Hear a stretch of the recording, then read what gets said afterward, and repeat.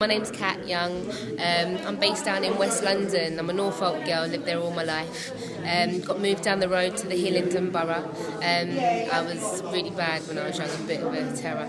And eventually sorted myself out, had my son, who is 13 years old now. He has full-blown sickle cell anemia, which is a blood condition that affects predominantly African and Caribbean people. Basically, there's only 6 patients in the Hillingdon borough, and they don't recognise this condition as a registered absence, and so they tried to remove him from the family and got child protection to try and get him on their book so that he could be removed. I fought and got their case closed down. For most of his life, actually, I've been fighting for him, hence the reason why I got into these political arenas. I met a lot of the comrades through my movements and just seeking advice, because basically what people need to do is know their rights, and when you're faced with a situation like child protection, it's very, very intimidating, and you think, that, oh my gosh, I've done something wrong. But when you know that you haven't done something wrong, and you have all of these other departments coming down, like bang, bang, bang, coming down on you, trying to tell you that you are wrong. You have rights, and what you as an individual has to do is find out what your rights are. You have to find the laws that actually break the laws that they are trying to come down on you on. And so because I'm a singer by trade, and that's what I do to kind of make myself feel good. And over the years, like 20 years, I've just been going to all the workshops, organisations, open mics, showcases, and just been singing. And over the years, obviously, the people, my peers, have become very, very successful, very established, and they're the people that are my friends, and they know me, they know my son, they know my situation. And what we have done now is we're forming a collaboration album, and we're just got campaigning, save local community centres, doing workshops and programmes, doing open mics to create a movement of the positive inspiration in the community. All our leaders, the people that we don't see go into the studio every single day, touring around the world. We have our superstars here in the UK right now. We have our Puff Daddies, but nobody's actually showing respect. Nobody's giving any love. Nobody actually knows what's going on in our community, because we are not promoting it, and that's what we do.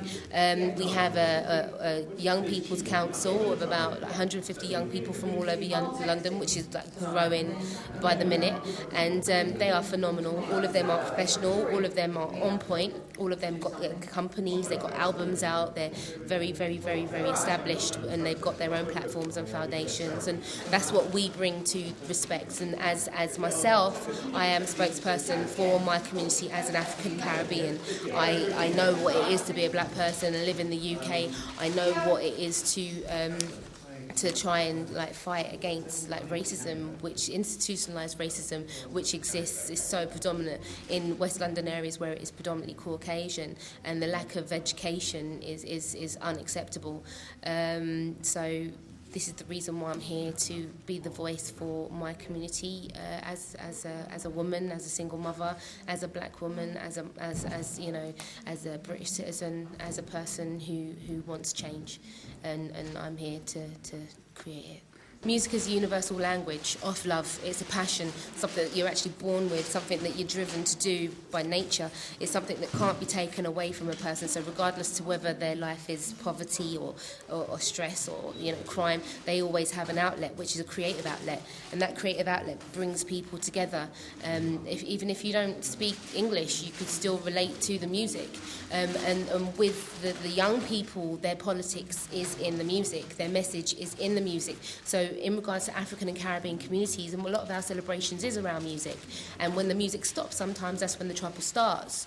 And so it's really, really, really positive when people do come together and there is a positive message. People don't want to hear about 50 Cent and how much money I've got. They want to hear about how we can make a difference in our community, how we can reach out to each other, how we can connect, how we can actually support each other and move forward, because everybody's sick and tired of seeing the same thing day in, day out, being poor.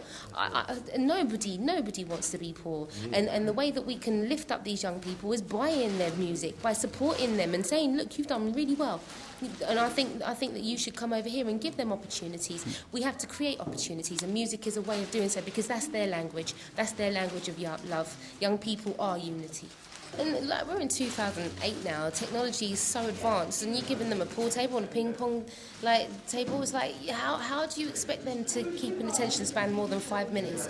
They're going home and they've got PlayStations and Xbox and they've got digital and Sky, etc., etc. And when they're with their peers, of course they're going to be getting up so good because they're bored. Half the time they haven't got anything that they're going to do with each other, and that's why they'll spit and they'll just dance and they'll do their thing. And just to create and let that energy out. That energy needs to be put out through a channel, and that channel needs to be created. So these safe and secure environments that we're campaigning to save, these community centres, are places that we're going to put these equipment in, but the community is going to run them. We're going to run them as our own professional environments, and we put in the resources and we take care of our children. It's not the system who should be taking care of our children. Yes, they go to school, they learn how to read and write, they learn they to cross their T's and dot their I's, but when they come out, they should be who they are and be supported to be who they are. They should be also allowed to be free to express themselves and move forward in whatever way is realistic for them.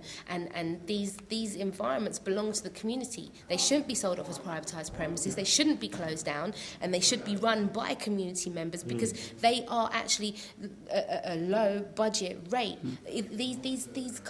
These governments shouldn't be expecting us to pay the rent for them. They should be giving us the rent, giving us the money, giving us the funding to be able to take care of our children because we have the expertise. We can communicate with them. We're not in it to dictate to them. We're in it to give them love, to show them a way forward. And the way forward is through love. Love will conquer all every single time. People that do actually go through from African and Caribbean communities, they really have to sacrifice themselves in doing so. They have to sacrifice their morals and their integrity, and there's a part of them that actually had to cut off their connections to the other people that they've come up through. And that is something that is socially, that creates a division between us, which that's what the government does, makes us tick these pigeonholes and we fit in these little boxes, and that is what creates racism, and that's what creates division, and that's what creates poverty. And that's how comes people like Asha D, yes, they go through and they are demonised in some respect because they are making such headway that they just can't afford to let them go. They still want to keep them in that slave mentality. You must get behind me. You know, it's not acceptable.